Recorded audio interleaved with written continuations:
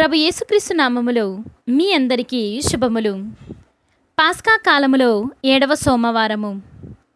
మీరు విశ్వాసులైనప్పుడు పవిత్రాత్మను పొందితిరా. మొదటి పట్టణము అపోస్తుల కార్యములు 19వ అధ్యాయము 1వ వచనము నుండి 8వ వచనం వరకు.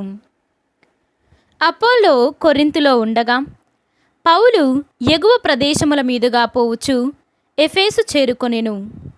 అక్కడ అతడు కొందరు విశ్వాసులను చూచి వారితో, మీరు విశ్వాసులైనప్పుడు పవిత్రాత్మను పొందితిరా అని ప్రశ్నించెను. అందుకు వారు, పవిత్రాత్మ ఉన్నాడను విషయము మేము విననైనను లేదు అని పలికిరి. అట్లయినా ఎట్టి జ్ఞానస్థానము మీరు పొందితిరి అని పౌలు వారిని అడుగగా, యోహాను బప్తిస్మము అని వారు జవాబిచ్చిరి. అప్పుడు పౌలు, యోహాను తరువాత రాబో వ్యక్తి యేసునందు విశ్వాసముంచుడు అని ప్రజలకు చెప్పుచు వారికి పాప పశ్చాత్తాపమును సూచించు బప్తిస్మను ఒసగెను అని పలికెను. వారు అది విని యేసు ప్రభువు పేరిట జ్ఞానస్థానమును పొందిరి. పిదప పౌలు వారిపై చేతులు ఉంచగా పవిత్రాత్మ వారిపై వేంచేసెను. అప్పుడు వారు భాషలలో మాట్లాడుచు ప్రవచింప ఆరంభించిరి.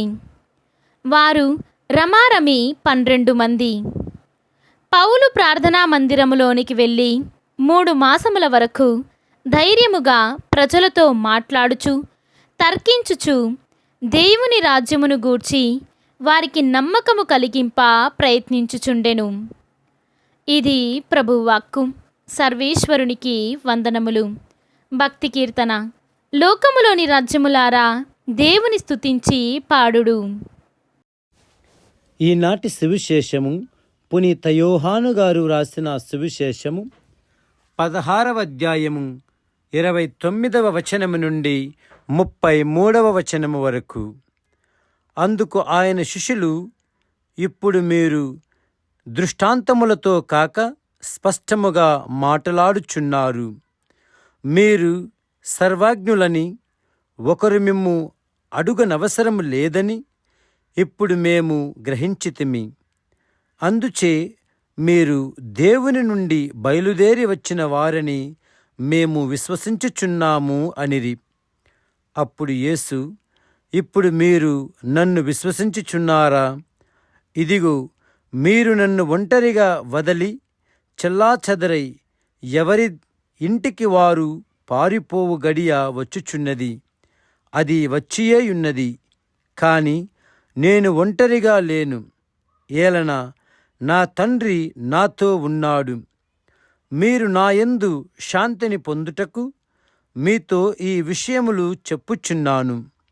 లోకమున మీరు కష్టముల పాలగుదురు.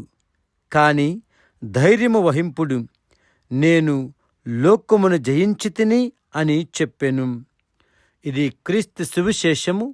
క్రీస్తువా మీకు స్తుతి కలుగునుగాక.